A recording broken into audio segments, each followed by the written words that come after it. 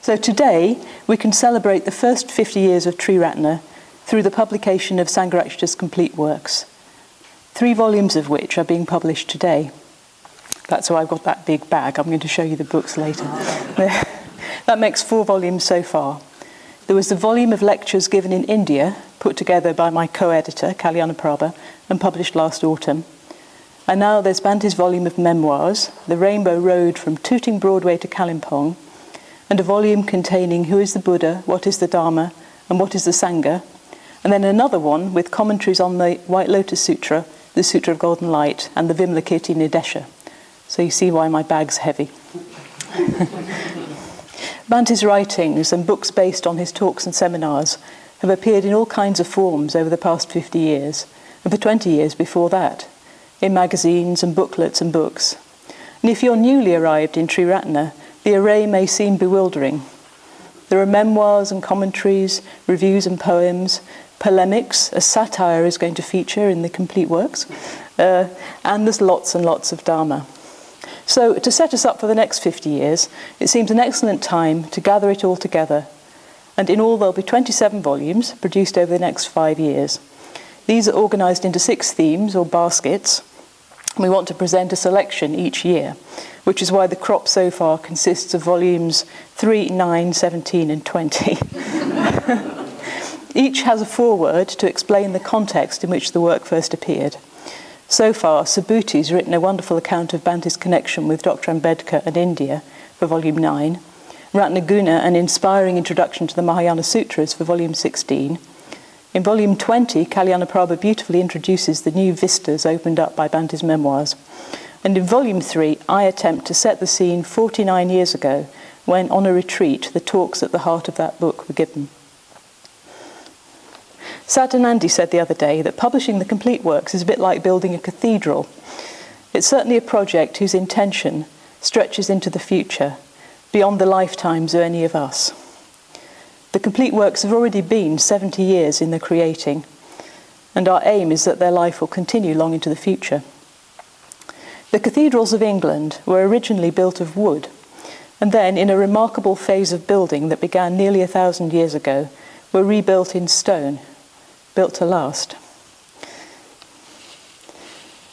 So I'm going to elaborate on the metaphor of the cathedral for a while. Our local cathedral in Hereford has a great treasure in the form of the Mappa Mundi, a map of the world depicted from a particular point of view and made about 700 years ago. It's rather like a mandala. In the centre is the holy city of Jerusalem, and around that central point are depicted the lands of the known world, the unknown world, and the biblical world. Some geographical features can be discerned, but the map also depicts many myths and stories, as well as both real and mythical beasts, and also monsters, even cannibals. At the edge of the Mappa Mundi is a horseman pointing away beyond the map. Similarly, the Complete Works lay out a map of our Triratna territory. In the centre is the historical Buddha, and around him are arranged many things, historical, mythical, and ontologically uncertain. Here are the Mahayana Sutras, there is the Vajraguru, there's the Grove of Tara, the Pure Land of Amitabha, and isn't that Dr. Johnson tucked away in the corner, next to William Blake? Never before in our history have we had the whole ground laid out before us. Ideas that had perhaps seemed monstrous by hearsay, or when glimpsed in the distance, may assume their true proportions. Perhaps some ideas just aren't there at all. And the last volume, volume 27, is a concordance. That is, an index of all the volumes with annotations as to different uses of terms and so on. So it's a bit like a gazetteer to help you find your way around the world. Or I suppose a sat-nav if you're going for the e-book version. Yeah. When I was compiling the Essential Sangharakshita, I realised that Bante's works could be organised according to the form of the mandala of the 5 Buddhas. And that's another way of seeing our Mappa Mundi.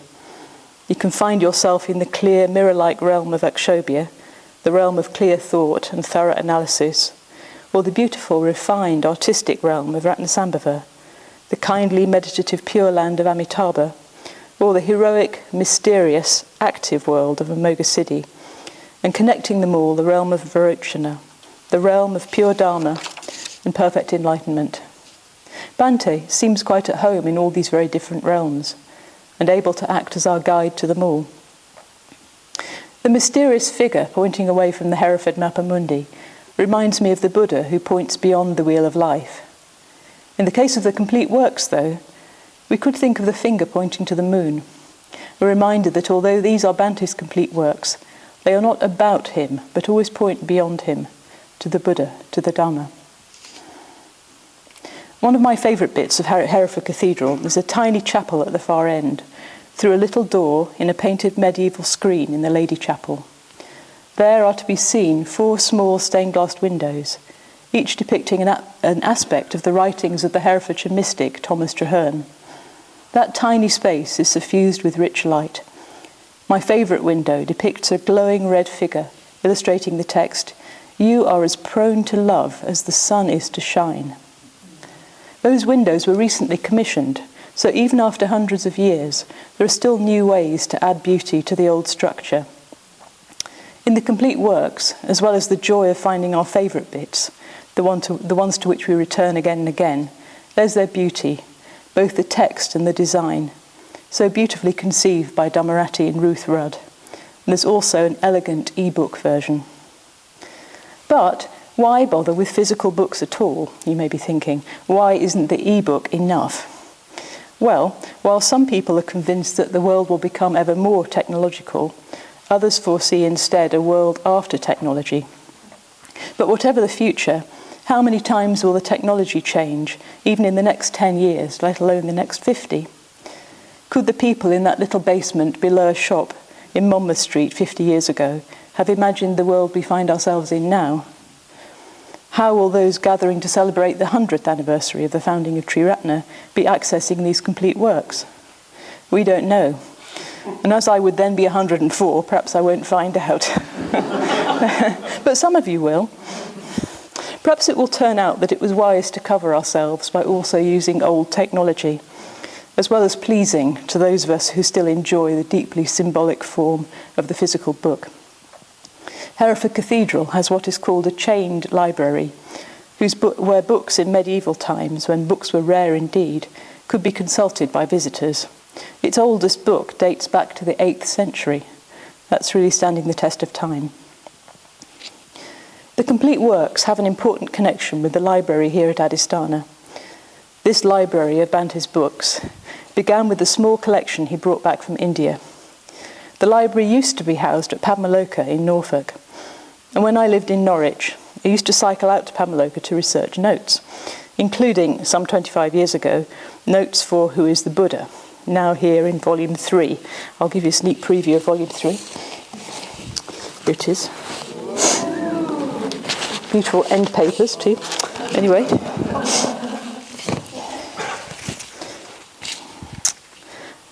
And now here's the library in splendour at Adhisthana, and we're using it to research new notes for the new editions. So we've been making a lot of effort to trace references that Bhante makes, so the reader can see how the work is underpinned by thousands of references from the Buddhist tradition in all different places. So I rather fancy that in terms of cathedral architecture, cathedrals have these things called flying buttresses, which are these great sort of superstructures, but they allow the great space to stand. They were absolutely cutting-edge technology in medieval times. So, but Bhante himself has been able to help us with these notes sometimes. And for example, this is dear to my heart, this one. For 25 years, I've been wondering where to find the very striking saying of the Buddha, "Test my words as the goldsmith tests gold in the fire." I hunted and hunted for it when I was first researching this book, and I picked up the trail when I was researching this new volume. And it was Bhante who gave me the clue. "Try the Tattva Samgraha," he said. And sure enough, there it was, in the very copy in which Bhante himself first read it, here in the library. It's a Vajrayana Tantra, and I'd always assumed it would be in the Pali Canon, so that was an elementary mistake. So it's really great to do this research using Bhante's own books, because they're the original source of his understanding of Buddhism. So I think the physical presence of his library here symbolises the very strong connection of this place with his work. That quotation, "Test my words as the goldsmith tests gold in the fire," is clearly important to Bhante. He quotes it many times. And we could see it as an invitation and a challenge when it comes to testing out these complete works. But can we possibly test all of them, even once they're so invitingly spread before us?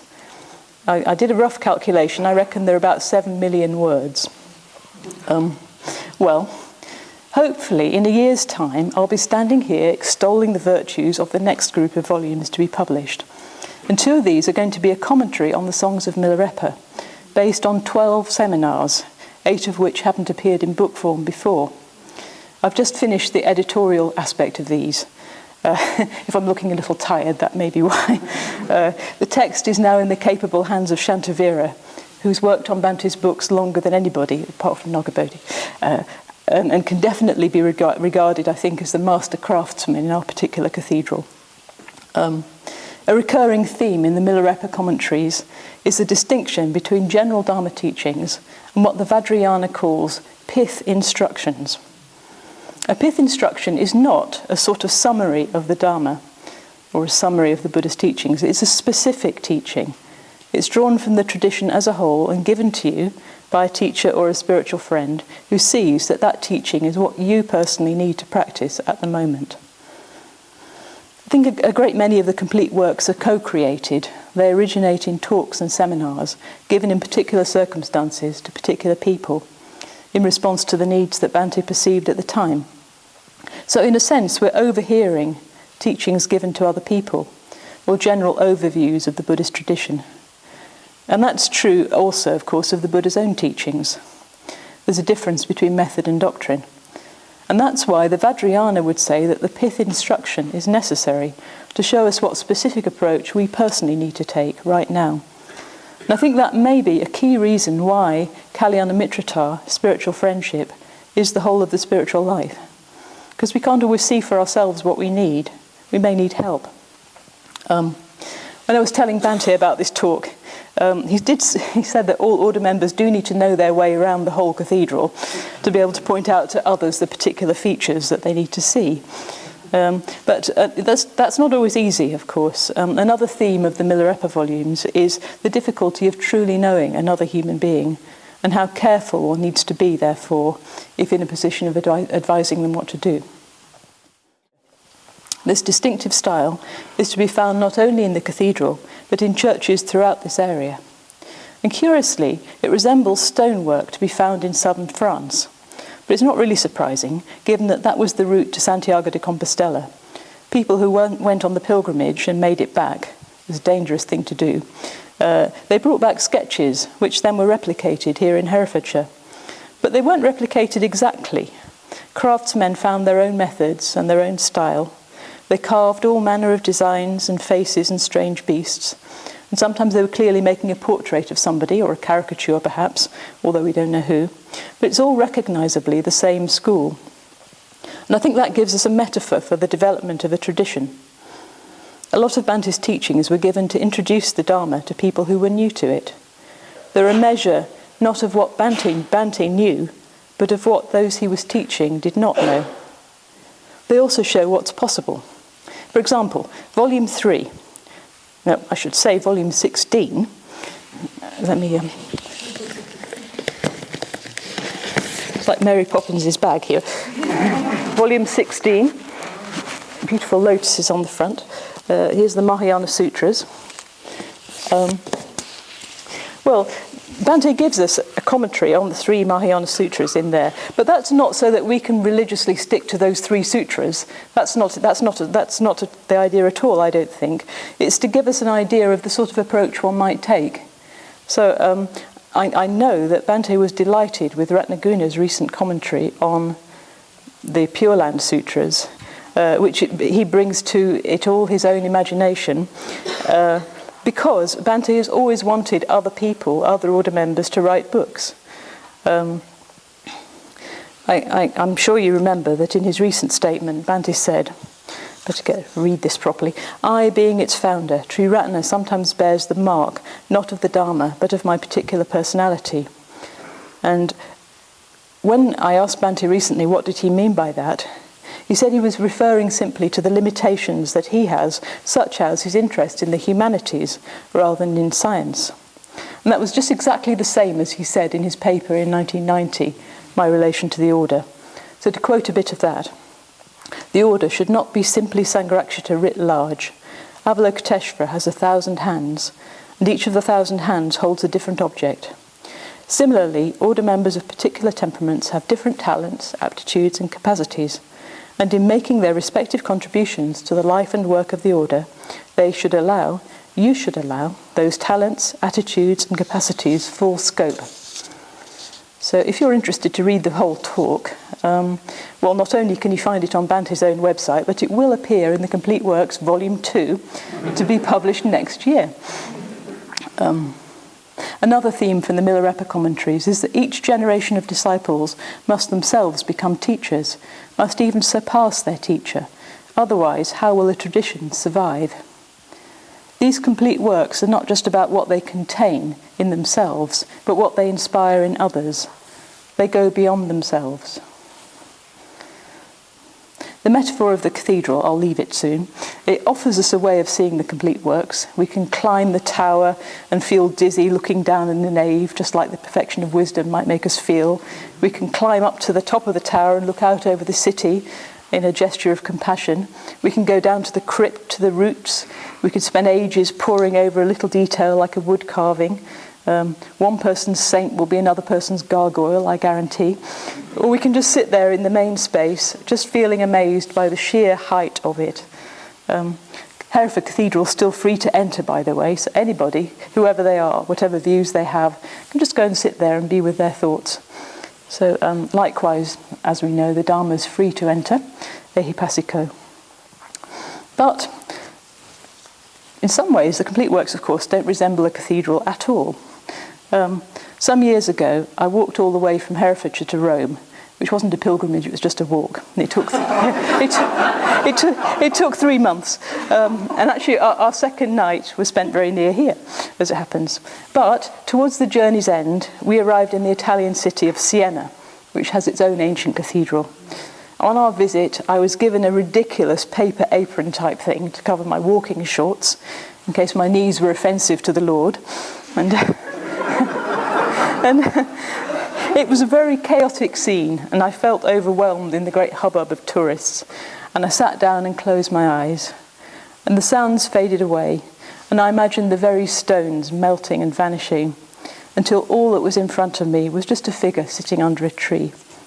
And I felt so glad of the simplicity of the Buddhist tradition, which emerges shining and clear from all its accretions. Likewise, we need not think of Bante's complete works as something monumental and built of stone, or a relic of the past, an archive to gather dust. So let's let the cathedral I've just constructed melt away, until we're left simply sitting under a tree. Another experience of mine in recent years has been planting a wood. 6.5 years ago, we planted hundreds of trees on the land next to our house. For 3 days, from dawn till dusk, we laboured, planting tiny sticks, just a couple of feet high. At dusk on the 3rd day, a deep frost descended, and for the next month, temperature never rose above 0. After that, there was a very dry spring and summer, and we kept the little trees going with buckets of water. It was surprising they survived at all after such a start. I thought we were doing something for the future, that we ourselves would never see the wood we'd imagined. And there was something poetic about that. But the land on which they'd been planted had been orchard or pasture for centuries. In that rich soil they thrived, and now, each growing according to its own nature, just like the parable of the plants, some of them are already 30 feet tall. Every day we walk through the winding paths of our woods, seeing something new. Trees mature and begin to bear flowers and fruit. Wild flowers appear beneath. Animals and birds make the wood their home. Likewise, with the complete works, we're planting a wood, a forest, for the long term, for the ages, so it can flower and bear fruit and provide shelter and shade, and the song of the wind in the trees, and attract living beings of every kind. We're doing our best to organise the material systematically, but perhaps it's not really an orderly parkland, but more like the wild wood, or even the jungle, though there are paths through it if we read the signs carefully. Books have a life of their own, like forests. And even though we're planting our wood, thinking of the generations to come, we ourselves can already see it growing. Well, we are it growing. This project, in the words of Wallace Stevens' poem, is beyond us yet ourselves. As a Sangha, we've already been working on it a long time. Transcribers, editors, publishers and translators have all been busy for many years now. The Complete Works project is in need of various kinds of help, literary help, so please contact us if you can offer that. Priyananda and his team at Windhorse Publications have been working very hard to bring out the books in all their glory. But any great project needs patrons, and this is where everyone can help. And the first phase was that wonderful collection made for Bante's 90th birthday, so thank you everybody for that. The second phase, what would help most of all, would be if you would subscribe to the series. For a modest sum a year, you can be the modest owner of the entire set of handsome volumes, or nifty ebooks, or both. Even the Rolls-Royce option of hardback plus ebook costs just £139 a year, turns out. So if you're an old lag like me and already have a whole shelf of books and believe you don't need any more, can I submit that A, the Complete Works will include a lot of previously unpublished work, plus a whole lot of new endnotes and a concordance, so that you'll never again have to hunt through book after book for that elusive reference. And B, the best thing you can do to support the project and help it thrive is to buy the books. If you don't want them yourself, you could give them away. So please subscribe via the Windhorse website. So just to finish, as we know, books are not the same as knowledge. So to give you another preview of the Milarepa volumes, to tempt you, you may know the story in which Richungpa, Milarepa's endearingly stubborn and endlessly distracted disciple, is away so long, distracted by the play of wild goats, that in the meantime Milarepa burns the books, which Richungpa went specially to India to obtain, against Milarepa's advice. In the commentary, Bante quotes John Milton, "A good book is the precious lifeblood of a master spirit, embalmed and treasured up on purpose to a life beyond life." A reminder that a book is really a person speaking to us, and that the Complete Works are indeed the precious lifeblood of a master spirit who is very dear to us. At the same time, what happens to Richungpa in the story suggests that, to quote Bante's commentary, mere physical possession of the books is of no value at all. What you need is the spirit of the teachings written in the books. You haven't really got the books until you've got that spirit. When Richungpa developed the right spirit, when he prayed to the Darkanis, when he put himself in touch with the forces of inspiration, with those very spiritual forces from which the books came, then the books really did come into his possession, and he became the master of those teachings. You don't really possess books until you understand what they're all about. Otherwise, you own just so much waste paper. You could have all the Buddhist scriptures on your shelves, but if you haven't read them, or if you've read them but misunderstood them, strictly speaking, the scriptures are not there on your shelves.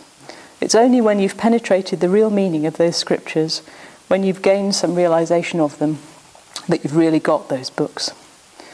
So there is that to consider. But in order to really get those books, a good starting point is to really get those books. And on that foundation, we can build whatever we're going to build. We can plant whatever we're going to plant in the next 50 years and beyond.